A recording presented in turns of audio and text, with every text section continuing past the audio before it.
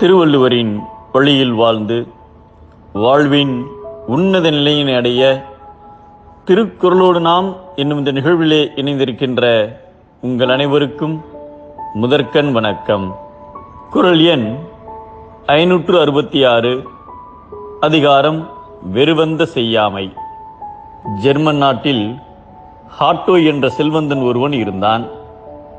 அவன் இரக்கம் சிறிதுமில்லாத கல் நெஞ்சம் கொண்டவன். ஒரு முறை நாட்டில் பஞ்சம் ஏற்பட்ட போது அதிகமான தானியங்களை சேகரித்து களஞ்சியங்களில் பதுக்கி வைத்துக் கொண்டு ஏழைகளுக்கு சிறிதும் கொடுக்காமல் அநியாய விலைக்கு விற்று வந்தான். அதில் அதிகமான பணம் கிடைத்ததால் மகிழ்ச்சியாக வாழ்ந்து வந்தான். சில நாட்களில் களஞ்சியத்தினுள் தானியங்கள் இருப்பதை அறிந்து ஏராளமான எலிகள் உள்ளே புகுந்து தானியங்களை நாசம் செய்தன.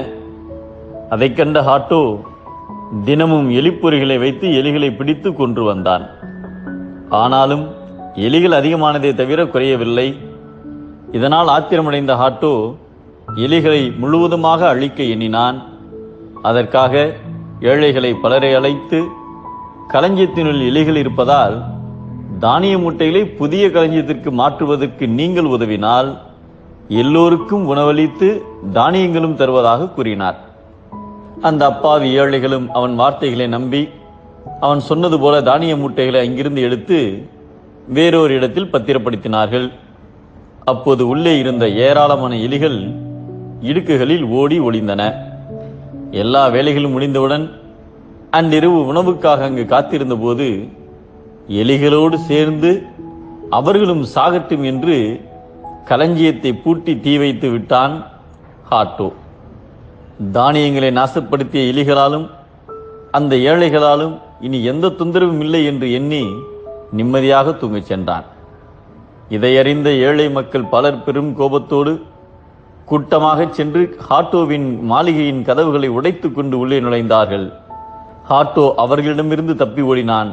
அவனை விரட்டி பிடித்து எல்லோருமாக சேர்ந்து அவன் எழுந்து நட முடியாதபடிக்கு நைய புடைத்தனர். அவன் பதுக்கி வைத்திருந்த தானியங்களை அனைவரும் எடுத்துச் சென்றனர். கடுஞ்சொல்லும் கருணையற்ற உள்ளமும் கொண்டவரின் பெருஞ்செல்வம் நிலைக்காமல் அழிந்துவிடும் என்பதை கடுஞ்சொல்லன் கண்ணிலன் ஆயின் நெடுஞ்செல்வம் நீடின்றி ஆங்கே கெடும் என்கிறார் நம் தெய்வப்புலவர் திருவள்ளுவர். கொடுமை மனிதன் அழிவான், நல்லெண்ண மனிதனே வாழ்வான்.